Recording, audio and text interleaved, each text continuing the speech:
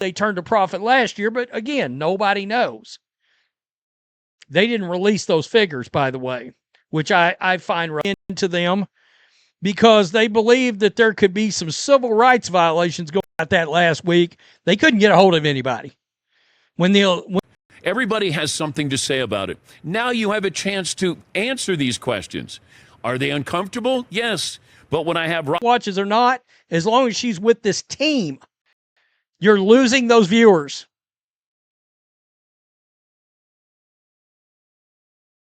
Cox, the COO, not just GM, but COO of the Fever. Let's set the table here. This has been called a welfare league for years because the NBA has propped it up financially. And here's the part that should bother you regardless of what side of the Caitlin Clark debate you're on. The NBA has never released clear profit figures, even after a season where every metric, attendance, ratings, merchandise, went through the roof. If you're not going to be transparent about your business during your best year ever, when exactly are you going to be transparent? Oh, come on, tomorrow. And then all of a sudden he says the NFL PR department said I shouldn't do it. And she's 50 yards away. She's hitting practice shots out of the bunker. So that's what's disappointing. We deserve more respect than what she gave us yesterday. We want to cover the WNBA. The PR staff, somebody did a disservice to this. Enter Dan Patrick, a legitimate media legend, ESPN and NBC pedigree, been doing this for decades, broadcasting live from the American Century Championship Celebrity Golf Tournament, where WNBA Commissioner Cathy Engelbert happened to be one of the celebrities playing. That's about as perfect an opportunity for an actual sit-down interview as you could script, and it should have been an easy win for the league. Wow. When a legend goes on his show, his radio show too, by the way, not just as it's simulcast or whatever, but I don't know where Dan Patrick's show is now on radio. It used to be on. And this isn't some gotcha ambush we're talking about. This is the 1BA in the middle of a real PR crisis, with Congress actively looking into potential civil rights violations within the league. When you've got federal lawmakers asking questions, the last thing you do is dodge the one journalist who's actually offering you a fair platform to answer them on your own terms. Not do this. Okay. She should be, in this moment, the WNBA PR staff. She should be the king, queen, tyrant, dictator, over all of it. If she wants to go on there and answer these questions, that should be her decision. She should not be. She agreed to the interview. They promoted it. And then she backed out. And to make it worse, Patrick's crew had live footage of her hitting practice shots on the course, literally while the show was on the air. You can't be 50 yards away golfing and claim you were too busy for a scheduled interview. That's not a scheduling conflict, that's a decision. And it's a bad look no matter how you spin it. Dan Patrick, formerly of ESPN, then he went to NBC. He's got his own show, the Dan Patrick Show, right? And they are out at a golf tournament, celebrity golf tournament. There's all kinds of folks out there. I saw earlier, I just did a video about Seattle Seahawks head coach Mike McDonald on Black and White Sports Football.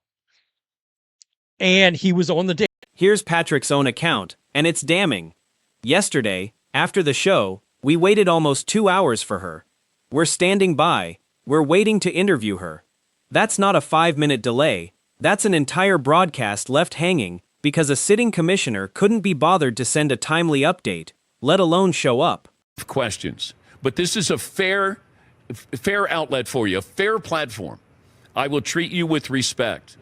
But when you tell me, and then 2 hours later with no update, and then we get a feeble response, like, come on. You don't want to do it. You won't. The commissioner of the NFL does not want to come on this show. I've been doing this for 20 years. There's a reason why he doesn't want to come on.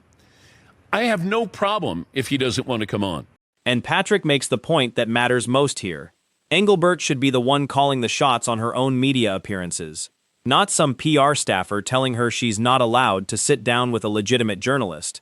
If Adam Silver himself told her to skip it, fine, that's a different conversation. But getting overruled by your own communications department when you're supposed to be the face of the league is genuinely embarrassing. Move this commissioner. She is not doing her job. Let's listen to this, folks. I want us to do a reaction to it. Yesterday, we were hoping to do an interview with Cathy Engelbert. She's the WNBA commissioner. Todd spoke to her a couple of nights ago, and we had a pairings party. Todd went up to her. She's been very friendly to the show. Did you check with PR before you said yes to us? We promoted it all day yesterday. That's the exact right question to ask, and instead of a real sit-down, Engelbert went on a Kansas City radio station where, according to Patrick, she was only asked about expansion. That's not answering the tough questions. That's cherry-picking the softest possible interview and calling it accountability. And I don't know her, but I wanted to get to know her so I can have an opportunity to ask questions like this. And that was what was disappointing.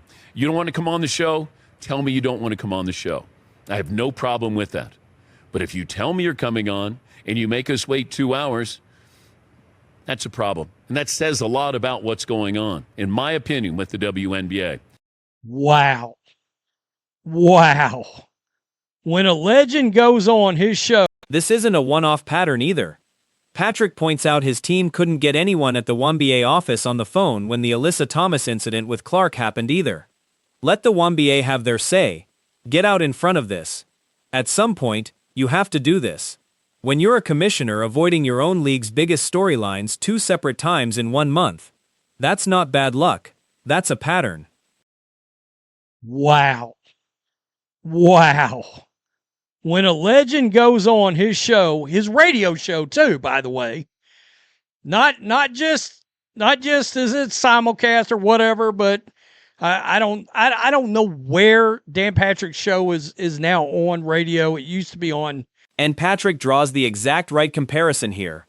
He's had Rob Manfred and Adam Silver on his show, commissioners of massive leagues who show up and answer hard questions, because that's the job. If you want to be treated as a serious league, this is what happens. That line right there is the whole thesis of this entire controversy in one sentence.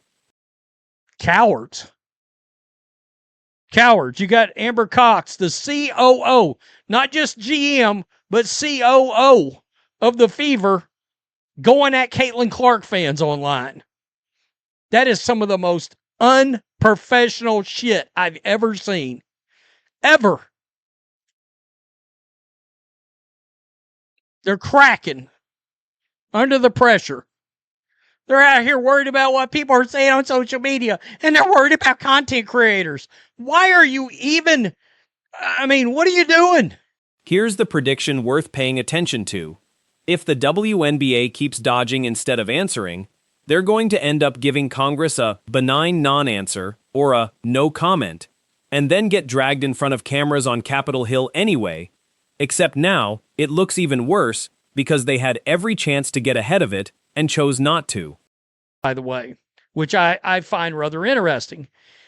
Enter in media legend, one of the GOATs, Dan Patrick, formerly of ESPN, then he went to NBC. He's got his own show, the Dan Patrick Show, right? And they are out at a golf tournament, celebrity golf tournament. There's all kinds of folks. And this is where it stops being just a PR story and starts being a business problem.